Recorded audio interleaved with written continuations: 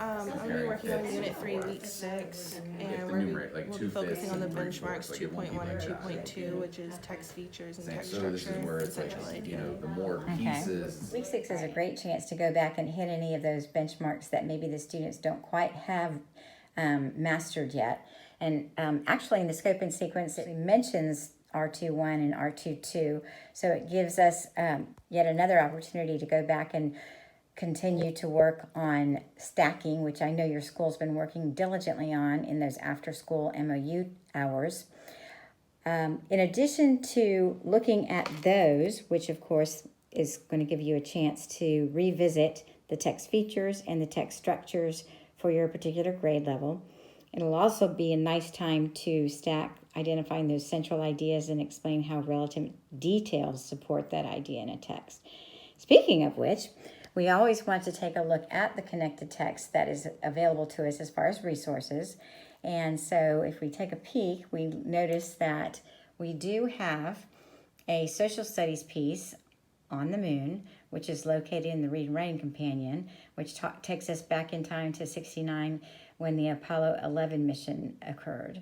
And so that'll give us a chance to go back and hit those text features. I see some photographs and some captions there. And then it will also give us a chance to dive in and have a revisit with central idea and relevant details. It's actually called Fascinating Facts About Our Amazing Sun. And this is going to give us a chance to make some connections with science. So with that being said, let's talk about some different resources that you would like to utilize. I think for text structure, they need more practice doing multiple choice instead of just identifying it. Are they equal or are they? I feel like That's what I'm that saying, is a I feel good like next this step for where they're at. They do seem to have an understanding of text structure, so let's give them that equivalent practice. One place we can look is Common Lit. Possibly, even if we don't like the passage or the questions, we can look at the structure and use the Florida Wonders text to create structure, question structure.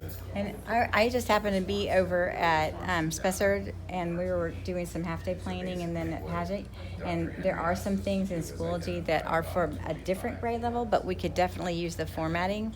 So I want to take a peek at how they did that, and they actually took some information from within the text itself, like whatever you're going to use, if it's Florida Wonders or another resource, and then they were able to do some equivalent experiences with the multiple choice type thing.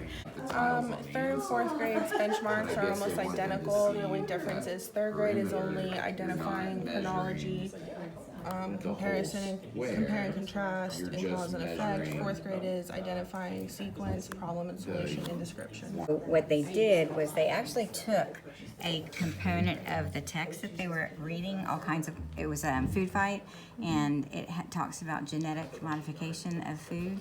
And so then over to the right, they had to have discussion as to whether or not the text structure, what the text structure was in that paragraph, and then how do they know. Like, that is one way that we could do it, but we could take that same thought process where we're taking the story that we select for your students, and we can have snippets from the passage that they're actually reading, and then they have to go and make a decision as to whether it's the structure of chronology, comparison, or cause and effect. Or do you think that they could do this as a quick formative to see where they are with it, or where do you feel they are? They're currently able to identify all three of their text structures. So they should be okay with that, and that could be a little check-in, check-out, and you could pull some small groups based on that. So they actually repurpose a text that you've used before, just as long as it's informational text that maybe before you just focused on central idea and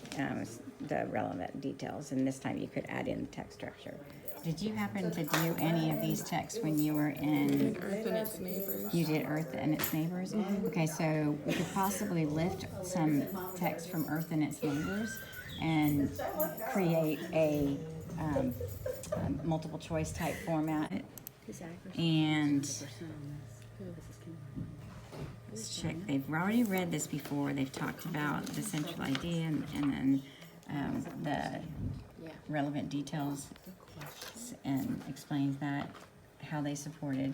But if we look at and chunk the text, we've got some headings Satellite, A Step Closer, and One Giant Leap, and then there's just one more little bit on the next one called The Hubble and Beyond. So what are your thoughts? Do you think we can actually take snippets from this and pull it up and be able to do a multiple choice type assessment? Yeah, we could take snippets of each section and then have them identify the text structure. So if we can have some variety, that would be good. So you want to peek and go back a little further and see if there's another one that we can pull from? Something I really wanted to hit was a I sidebar. wanted to talk. There was an informational text protecting our parks back in Unit 1, Week 5. And yeah, here, I just pulled it up. I noticed that it does have a sidebar so that the students could go back and see the purpose for that particular text feature, as well as they could revisit the section called Protect Our Parks and try to determine what type of text structure it had.